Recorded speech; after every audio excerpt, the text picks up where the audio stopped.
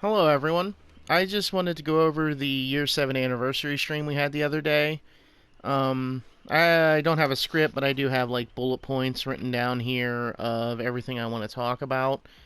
Um, so first off, the thing they talked about was the next two killers after the Singularity and Transmission chapter will be licensed, and apparently they'll be huge licenses. I don't have any thoughts or opinions on what the killers might be. It could be anybody. People are going to speculate the same licenses that they always speculate and want to come into the game. I don't really care who they pick. I'll probably be excited for whoever they pick as long as it's a fun killer and stuff. So next thing they talked about is that we'll be having some smaller events throughout the year alongside our bigger events like the anniversary, Christmas, and Halloween. I don't know if they consider the Chinese New Year event a smaller event. They didn't really get into it. Maybe the Meet Your Maker one, which they didn't even, it was just kind of happened. But we'll have to see what they mean by those. Next thing they did was they went over the end transmission chapter, which is the anniversary chapter. The Singularity seems interesting. They showed some of his power. He can throw down these pods, and it looks like you can put your consciousness in it. I assume kind of like how you switch over to Victor and look around and shoot. It also maybe made it seem like what I'm assuming is that you can face it a direction, and if a survivor walks into it, it'll auto shoot at them. And then apparently you can teleport to that survivor, kind of like a hag trap, except it's just on them, or Dredge's locker teleport. Um, and it apparently can spread from survivor to survivor. There is apparently a way to remove it. But they didn't show a lot. The PTB's tomorrow. I'm recording this the day before the PTB, so. And you guys, I don't play the PTB, but I will be doing a video when both. I'm gonna do a video with multiple matches for both the Killer and Survivor when they come out. Gabriel Soma looks cool. I like his design. They didn't really they talked about his perks, but I mean they just gave vague explanations of it'll help the team. They didn't really give us an idea of what his perks will be. They showed off the new map. The new map looks really, really nice. They said it's really dense, which could be worrisome for some of the cast. Stealth killers are like it, but we'll just have to see. Like I said, the PTB's not even here. We haven't gotten to walk around it. We haven't gotten to see it fully, so it looks good, though. I do like the way the map looks. Everything about this chapter, I like the way it looks. I like the way the Singularity looks. He'll probably get a lot of good cosmetics. Gabriel looks good, or Gabrielle, which I'm not sure which way you're supposed to say it. They said they won't be doing a major perk shakeup this year like they did last year, but they will be doing they'll be doing smaller perk changes. I assume like how they changed Eruption a little bit ago, just small little perk changes to perks that need buffed or weakened and stuff like that. Um, what else? Fractured Cowshed and Rancid Abattoir will be the next maps getting changes. Fractured Cowshed is obviously a problem map. I don't know how I feel about Rancid Abattoir. I don't have strong opinions on it either way. Fractured Cowshed, though, it can be a struggle for a lot of killers. You can still win there. You can still win on any map, obviously, but it's a tougher one. I just worry they're gonna do what they did with Huntress's map and just not shrink it, because they didn't really shrink her map, which was the main problem with her map, was that it was too big. So they didn't really address that problem, so I'm worried they're not going to address that problem for Fractured Cowshed either. But we'll just have to see what their changes are. I don't remember. Oh, yeah, I should have said this before. They said they're also going to be doing tiny map changes like they did with some of the uh, uh, Wraiths maps. I'm sorry. Like I said, I don't have a script. I'm just doing this off the top of my head. But they changed like some of the car loops and stuff and changed the position of the lodge and things. So They said they're going to be doing more smaller changes like that, so we'll have to see what they do. The next thing they talked about was that they're going to be trying to address face camping. Um, the way they described it is that whenever you're on a hook, if the killer is right next to you, you have a bar that's going to fill up. And once the bar fills up, you can basically get a free deliverance on both first and second hook, they said. Um, the farther away the killer gets, the slower the bar will fill until they get far enough away that the bar just won't fill anymore. They said if there's another survivor near the hook, the bar will fill up more slowly, which is good. Because I could see people abusing that if it filled up at the same rate. Um, and they said it's going to disable during once the exit gates are powered. So, which I don't camp, but I will camp during endgame because you don't really have much else to do. If you have someone on hook, so I think that's a good. I think that's fine to make it disable during once the exit gates are powered. I think it's a good change as a killer main. I don't have a problem with it. I don't face camp though. I know other people have said, and it is true, that Hillbilly, or not Hillbilly, Leatherface still isn't really going to be affected by this. Because Leatherface, the problem with Leatherface is, because you'll unhook yourself and you'll still get the endurance, but he can just keep his chainsaw going, so he'll still be able to read down you, so it's not really going to affect him too much, which is the main problem with it is Leatherface. So we'll have to see how they... We'll just have to see. Like, I don't like making big statements on things that haven't even been tested yet. I think a lot of the community will see a change, overreact to it before they've even tried it. Because everyone makes this big deal about how you need a lot of hours in this game to learn how to play it, which is true. You do need a lot of hours to learn all the killers and everything. But then a change will happen, and they'll act like playing the change for like 2 hours tells you everything about it, or just reading it. Which some changes, yeah, you can just look at it and be like, okay, that's how that's going to work. But I don't know. We'll have to see how this is. I'm sorry I went on that little tirade there. Let me see. What else did they go over? We went over that. But yeah, I think that'll be a good change. They're adding a search bar for perks. They talked about cosmetics and stuff too. I don't know if they're gonna add a search bar for that, or charms. They mentioned charms. I don't know if they'll add a search bar for that because you do get a lot of charms. But they definitely showed that perks will be getting a search bar. And you can type in anything about the perk. You could just type in generator. You could type in healing. And it'll bring up all the perks pertaining to that. I'm sure you could also just type in Sloppy Butcher and it would bring up Sloppy Butcher. So that's good, especially if you want to do like a build around healing or a build around gen protection or, whatever you're trying to do. You'll be able to just search it. It'll be a lot faster and easier. Next, they said another big thing is disconnected players are going to be replaced with bots. I think that's a really good idea, again, as a killer main. I've played some bot masses just messing around certain things, and like the bots aren't the smartest. If they have a flashlight, they'll just turn around and start clicking it at you instead of running away. But I think this is a really good change. The only problem with this change is that a lot of people won't disconnect. What they'll do is they'll just kill themselves on hook. They'll just get hooked and then just go through stage 1 and 2 before anyone can even get there.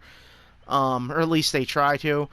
So that's still gonna suck that it like 5 gens, like they make one mistake, so they're just gonna go next, and it's just unfair for the team. So obviously a bot can't replace in that situation, but still a bot replacing during a DC is gonna be nice. I'm curious. I assume the bot would just have the like it would just be a replacement of that player. With their perks and item and everything. They also said that everyone will get a notification, both a visual and sound notification, when the bot has been put in. So that'll be good. What's next? They're adding player cards and icons like games like Call of Duty and stuff have. I think it's just a neat little feature. They said that they'll first be appearing in the rifts. So they'll be in the rifts, and then they said there'll be some other ways you get it. I'm sure codes and stuff. Probably Halloween event, Christmas event, because they do the they do the whatever these are called, the challenge webs, the tomes. They do tomes for the those sort of events. So I'm sure that like they'll just be like something here will give you like they'll do the cosmetics. They'll be like, oh, here's Halloween player card or icon. So I'm sure that's how they're going to end up doing that. Next thing they talked about that I wanted to talk about was if you report a player, you will now be notified if any action has been taken on that player. So that's a good thing just to know that if somebody was cheating and you report them, you'll know if something was done, and they're going to tell you the reason that they were banned, it seems. Next thing, they went into cosmetics. They said they're adding Iron Maiden cosmetics. They said it's going to be Eddie that is the mascot, correct? They said it's going to be different versions of his album cover, I assume for Killers. I'm not a big Iron Maiden fan, but I think this is a cool addition. The next one they went over is Slipknot. They're doing collab with Slipknot, which I am a big fan of Slipknot. They said they'll just be doing masks, so I assume 9 masks for all 9 members. I assume, like, obviously, probably Clown will be getting a clown mask, and, like, I assume probably Trapper would get the Corey Taylor mask, the lead singer. Like, it'll probably all be original, the OG characters, but yeah, we'll have to see. I also saw someone say after the fact that they said survivors will be getting shirts as well, but they didn't say that in the live stream, and I didn't look into it. But I know that we're getting Slipknot masks, so that'll be cool. They're also doing I don't know if you'd call them fans. It's like an artist collection of people in the community. They all looked good. I don't have a... They looked good. I don't know if I'd get any of them. The Felix one was pretty... I kind of like the Felix one.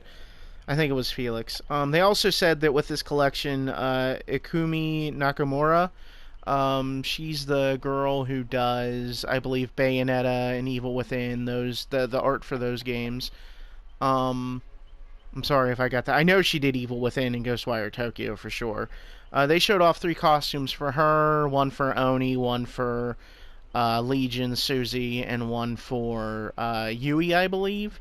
They look cool. I don't play a lot of Oni, so I probably wouldn't get that one. I might get the Susie one, but it is just her in a schoolgirl uniform with a mask, so I don't know. And the Yui one looks, it's cute, but I don't know, because I assume they're licensed, so they'll probably never be for shards, and I feel like there'd be other costumes I would want to buy with Oryx cells, but we'll have to see how, because they showed some renders of her costumes, and I'm just going to be honest, they didn't look the best, but obviously they weren't done.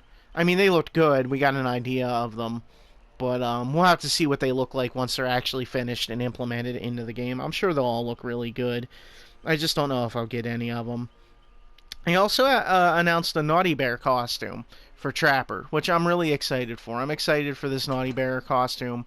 I heard someone say after the fact that they said that the costume will be having a new Mori, which is interesting. I'm curious because the Hooked on You cosmetics became purchasable with Oryx cells after a month. I'm curious if this will as well, since it's also a behavior property. I don't know if I want to buy it right away or just wait. I'm worried that because it comes with a new Mori, they're going to charge, like, this is going to be a new tier, and instead of $15, they're going to charge us $20 for this because it has a Mori. I'm hoping not, but we'll have to see. I would like to get it, though. They just showed art for it. They didn't show what it looked like in-game. They talked about the anniversary event next. They said that we will be getting 9 new masks for Killers, or 12 new masks, because 6 for each, I believe. So 12 new masks for Killers and Survivors. There will be a challenge tome again that you'll be able to get, I believe, Nia in Billy costume. I know Billy for sure. It might be Meg. I think it's Nia. It's one of those 2 ladies. They're also going to be adding, we know, I think, I'm sorry if I'm getting this wrong, a Feng Min in the shop, and I know a Ghostface in the shop. I want to do videos playing as all the anniversary cosmetics, which will be long, one killer, one survivor. But I really don't want to buy Ghostface. I'm sorry, I don't want to get the Feng Min one either. I don't want to spend $10 on those. So those wouldn't be included in the video. So the invitations this time are going to have charges, and you need at least one charge once the last gen is done to get your cosmetic if you're playing as killer or survivor. Survivors can use the charges to block a window or spawn a pallet that will break once it's used. The blocking window sounds particularly strong. Killers will be able to use a charge to, from afar, I guess, break walls and pallets. But the big one is once they hit Bloodlust, they'll be able to use a charge to make the survivor exposed, so they can be insta-downed. So it's going to be interesting to see how these work. It's definitely going to be interesting. I worry about the pallet, and I honestly I worry about the Bloodlust insta-down too, but it's all just for fun, right? It's just the anniversary event. But you will apparently need at least one charge once the eggs... Oh, I'm sorry, I wrote down the exit gates are powered. Yeah, that's when the last gen's done. And that's how you'll get your cosmetic. So you don't need to... Because last year as Survivor, you had to have the invitation and escape, so it made it a lot harder for Survivor mains to get the mass. Just made them take longer. They said they're also adding a new challenge. I don't know if it's specifically only for the tomes, these tomes, the Rift tomes, or if it's going to be for the anniversary tome only, or I wasn't sure what they meant. But it's going to randomize your perks. That's interesting. I think it would be neat if that was just like a thing you could do, was just randomize your perks, and then maybe they give you some extra blood points or something for doing it. Because right now, if you want to randomize perks, you have to go to a website or, use your own kind of wheel or something. But it's still, that's a neat challenge that they're adding. And then sadly, everything got leaked beforehand, so we already knew this. They even put the trailer up, but they ended with Nick Cage being in the game. I'm a big Nick Cage fan. I see some people saying he doesn't really deserve to be in the game, but he's been in a lot of good horror. One of my favorite horror movies he's in is Color Out of Space. I see people say he acts too goofy in it, but he doesn't really go crazy until the creature, the Color Out of Space, starts affecting him like everyone else. I mean, yeah, he's the alpaca line, but I mean, I don't think he overacts or anything until after he gets affected like everyone else does by the color. But yeah, I think he deserves to be in the game. I mean, I don't know why anybody cares. Just add him in, Like, who cares at this point? I mean, we have so many strange cosmetics and stuff. Like, what does Nick Cage being in the game have to ruin the game? I mean, we have Attack on Titan skins. We have anime skins. Like, what is Nick Cage taking away from this? And we're getting band skins and stuff. But yeah, that's all I really had to say on this. It looks, everything they talked about I thought looked really good. I'm really excited for everything. I'm excited for Alien Transmission. That's coming out the 13th, I believe, of June. June, yeah. Nick Cage comes out July, I believe. Because they're going to talk more about him July 5th. They said his perks are going to be more like... something to reflect his personality. They also said all of his cosmetics are going to be original, that they're going to make them. So don't expect anything from any of his movies or anything. But that was everything I wanted to go over. I think I touched on everything. Obviously, if you want a more in-depth video, go watch like Otstarva or something. He did a really good video. But this, I just wanted to give my perspective on it. I think, obviously, if you watch my channel, I don't hate these killers. So if... the Singularity ends up being another trapping killer, that's fine. Or a control killer, or whatever you want to call these guys. Knight's my second main, and I really enjoy Skull Merchant. So, I don't know. I think his power looks interesting. I like that we're getting another monster like Dredge. I'm excited to get another actual monster. So...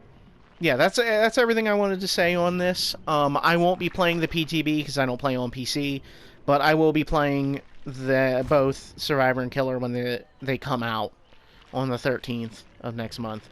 So, and I'll be making videos on them. But yeah, thanks for listening. I hope this was an okay video. And until next time, well, I hope you all have a good day or night, of course. And until next time, I hope to see you all in the fog.